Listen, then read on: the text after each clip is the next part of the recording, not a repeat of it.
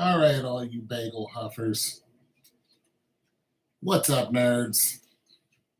It's your boy Tone. I was requested to talk about this in ad nauseum. I should wait until people come into the live. Mainly Hardaway because he asked me to talk about this. So I don't know if he's here or not. I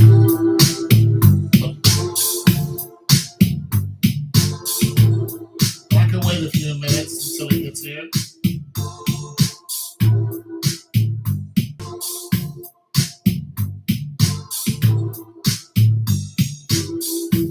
The Titan! Oh, he's here. What up, what up, what up?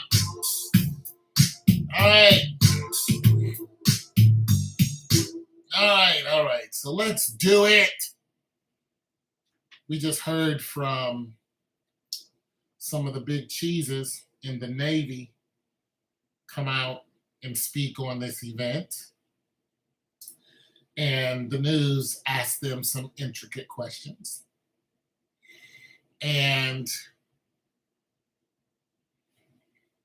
some of these questions, well, all the questions were on point. So they wanted to know how it happened, where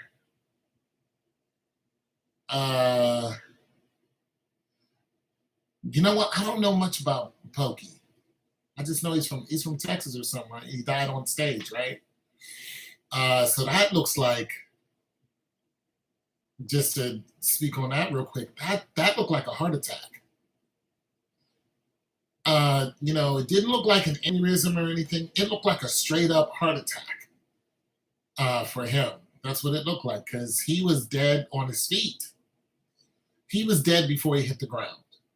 So that's what that was. Yeah. That's what it looked like to me. Yeah, he was big. He was overweight. He had a huge gut. Who knows what he was drinking? Who knows what's in? I mean, toxicology is not out. I don't think there's going to be an investigation. He died in front of everyone. So, but who knows? There's still going to be a toxicology. Yeah, but there that is. I never heard of the dude until then. So back to the submersible. And we can talk more on Big Pokey later, if you want. But I want to cover this first because it's fresh on my mind, and not a lot of people know Big Pokey. That's for sure. But there are a lot of people from his homies do know him, so we'll definitely talk about it. But this thing that's worldwide news, it's worldwide because it covers a bunch of different countries. So it covers Canada, it covers America, it covers India, and I think England. So there were 5 people on there. I think one of the guys was from England, another one from Canada, 2 people, father and son. They were from India. And mind you, these are billionaires we're talking about. There were 2 billionaires. There was 1 billionaire, 1 multimillionaire, these guys. And this, they did not go down there for recreation. This is a misunderstanding. They went down there, and the reason why, those guys who had all that money on there is because they are investors.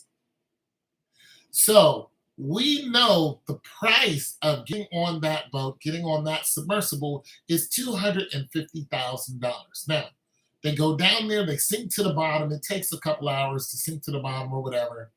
They look at it, and they only really look at one part of it, which is the clearest part, which is, I think, the stern. And then they rise back up slowly. It takes a long time to do all this. So it's $250,000 each person. Now, the person who created all this was on there too. He died too.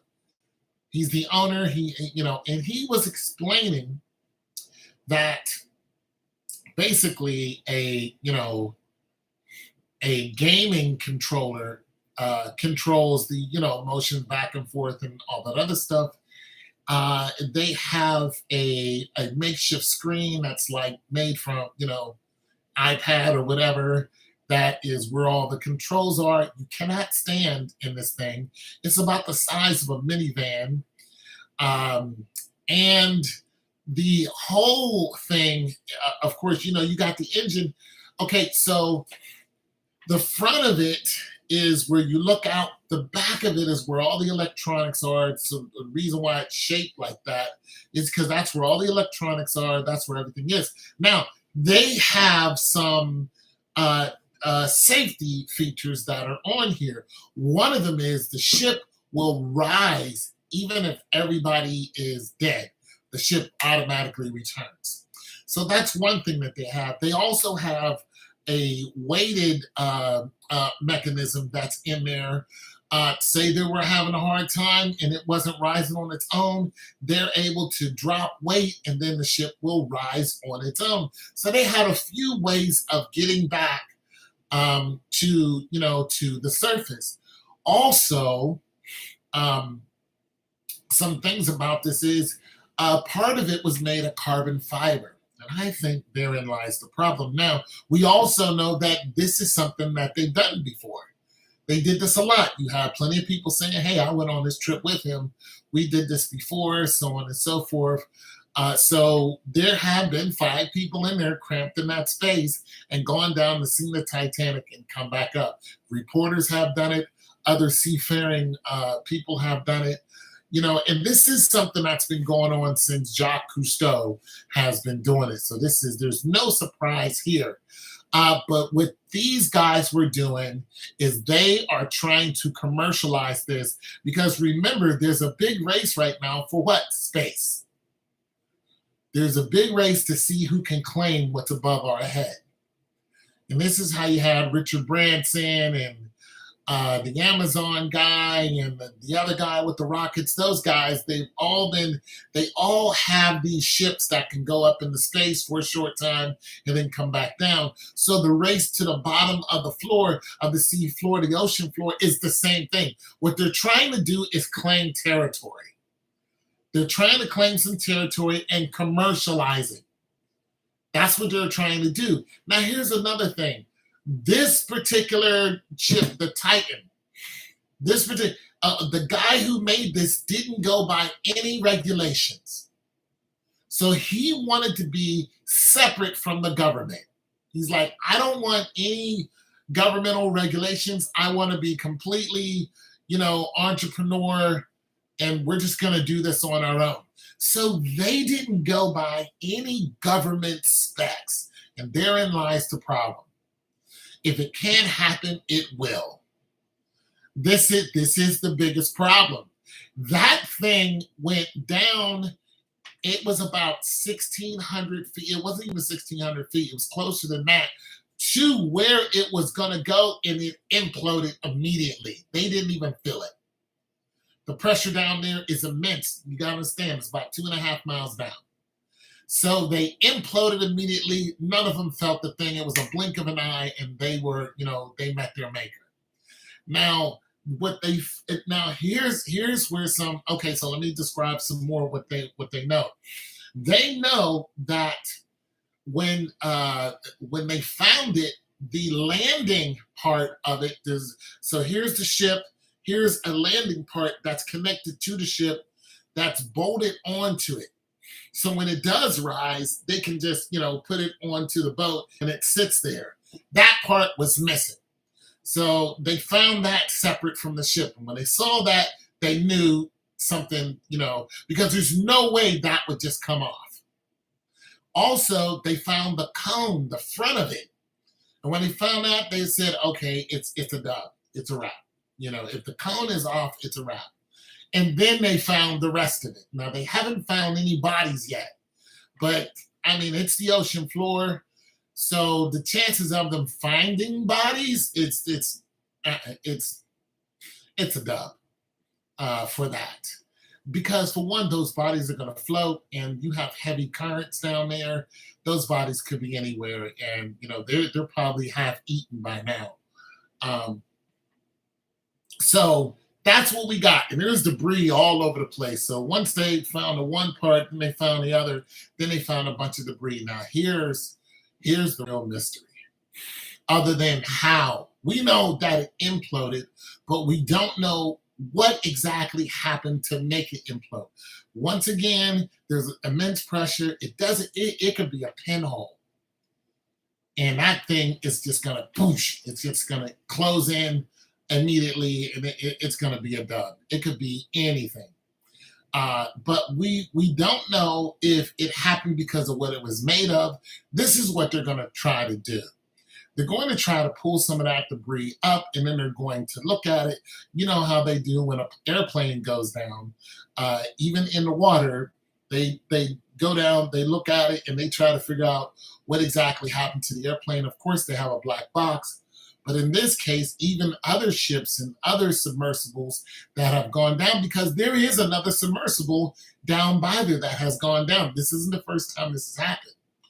So when other, submersibles go down, and even submarines like the Kirks from Russia, when that went down, Russia didn't even want to announce that it went down. Russia wanted to keep it hush hush. The reason why the Kirks went down, and let me explain to you, the Kirks is one of the biggest submarines ever. Only the Russians have the largest submarines on the planet. These things are so big, they have a swimming pool in them. It is ridiculous how big these things are. They're bigger than the Ohio class, which is what we have. No, they don't have 20 hours left. They're dead. So when the Kirks went down, one of the bombs blew up. Boom, blew it up. That was it. Don't forget, we also had in India, that submarine went down. So when these subs go down, they go down and find out what happened, why they went down. So that's what they're going to do here. They're going to go down there. They're already down there. They're going to investigate. Now, what they sent down there was the ROVs, which are remote operated vehicles. These ROVs are, they're not manned at all. So they didn't want to take any more chances. So they sent down these ROVs. But here's the real interesting part. They didn't send those ROVs down until recently. And they sent them down to the exact place where the Titanic is. Yesterday, there was a ship that said, listen, we do stuff like this, send us out. But they didn't send them out. They were like, this is what we do. We go to the bottom of the ocean and figure stuff out. Send us out. We have the stuff to do it. But they didn't send them out. And until today, they sent out a couple ships with ROVs. And it's just like, why did you wait? You knew this morning was it. They had 90 hours. That was this morning. You knew this. Why did you wait till now to go to the exact spot? And even yesterday, they came up with some craziness and said, we hear sounds under the water. We hear banging under the water. We need to figure this out. Well, that's 1.5 miles away to where the actual Titanic is. Everyone knows where the Titanic is. Then you send an ROV down there and look, boom, there's dead people. There they are. Like, I don't understand this. Now, here's the thing. They're trying to figure out when it happened. I'm going to tell you right now when it happened. It happened on their descent. It happened on their descent. And it's going to be, and listen, it could be, it wasn't like there was some air somewhere where it shouldn't be, something wasn't tight enough. It could be a loose bolt. It could be one of the screws that are in the side of it gave way to, pressure that gave way to the inside of the cabinet. Because don't forget, there's a cabinet, and then there's a cabinet, and then, what I'm saying, and then that's where the thing is bolted on, where it can sit down. So this thing, it's built. It's built to go down there, stay there for a few, and then come back up. But it's not built for any error. And this is the problem. They thought the guy who built it, the guy who died, he said, I'm going to put in these factors. And even if we get stuck down here, somebody can still reach us. Here's the problem. You're 2.5 miles down. What are you going to have a cable winch go down there and try to get you down and get you out of there? No, it's not easy to get you from there. Even if you get stuck and you're like, well, we'll just drop anchor and then we'll come up. It's still not that easy because now we have to find you in the middle of the ocean. Somebody has to locate you. You can't pop the hatch and then stick your head up and look around. That's not the way that thing is built. You will still be in there and your air's still running out. You can't pop the front of it. It's not going to work. You'll drown. All the water will come in. So they're going to take that thing apart. They're going to look at a replica of it because it has to be more than one. And they're going to look at other ones like it, and they're going to try to figure out what went wrong. But here's the thing. Now the government is in on it. The very thing that he did not want to happen has now happened. Whenever the Coast Guard is called out, whenever the Army or any military branch is called out from different countries to save your ass, they are now involved. They're dead. They are dead. They are no longer concerned of this world. And they died the first day. All this waiting for 3 days, it didn't matter. They died the first day. I guarantee you, when this report comes out, you're going to find out that they died the first day. Which also brings this up. If you're not in communique with the ship that's above you, how do we know what's going on with you downstairs? That ship should have been able to say they're dead. But the only thing they could say is we lost all communication. So you're not getting any pings from it. I don't even know if it had a thing to ping. You're not getting any pings from it. You're not getting any cellular. You're not getting any texts. You're not getting any 911s. You're not getting anything. And they said all communique stopped suddenly on the first day. It's the first day. They were gone 3 days ago. Suddenly. They said it suddenly. So they're going to look at the recording of when the ship said, hey, they suddenly are gone. And they're going to take it from there. And whatever debris they look at, they can tell how long something's been on the ocean floor by what builds up down there. We know it's been 3 days. We know how long it's been laying down there. They can tell that. I mean, marine biologists are just amazing people. They're going to get a hold of that and they're going to say, well, this, that, and the third, because there's thousands of ships and airplanes in the bottom of the ocean, buildings,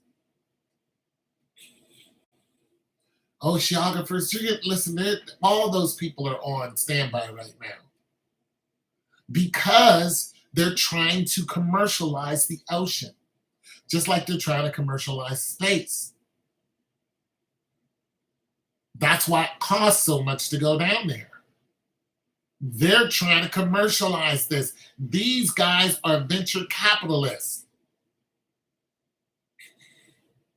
They were trying to normalize that trip. But who has $250,000 for a 4-hour trip? But once you normalize something, then it becomes less and less expensive, and you got people pretty much living at the bottom of the ocean. but it's highly, highly, highly, highly dangerous.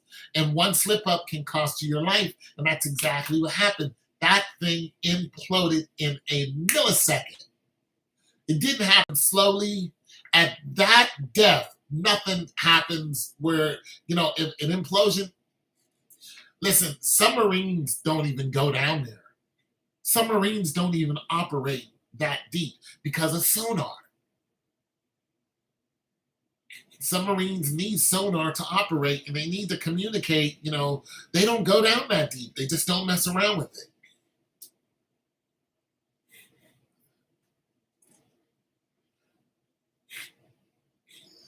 They don't even make six figures for what they do. No, they make a lot. That dude is a millionaire, and the guy who died and his son was a billionaire. That's why this search was so, huge, because there's a lot of money behind these people. But like I said, you're talking about a venture capitalism, and this is the risk that they take. Anytime you want to do something humans normally don't do, this is the risk that they take. Listen, yeah, the people who made the parachute, and the people who made the gliding thing where you can glide in air. There's like 60 something people who invented that. Guess how many of them are alive? None. They all died trying it until finally somebody figured it out. That's what it is. Now it's a regular thing. It's anybody can go out there, put on a windsuit, and jump out of an airplane and parachute down. It's recreation now. This is the same thing. You're speaking of an oceanographer? Oh, they don't make six figures? Yeah. Yeah, well, really? They don't? Oh, I didn't know that. Listen, I think anybody who's dealing with the ocean should get paid big time, especially since you got to have a doctorate's degree.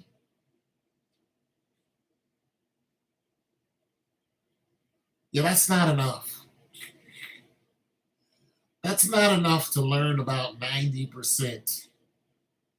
90% of the world is underwater. That's not enough. It's not enough. Anyways, so I'm going to make this short. I'm going to come back and we'll talk about your boy. All right? I want people to, come and listen to this, and they don't listen when it's 3-4 hours long. So I'll be right back.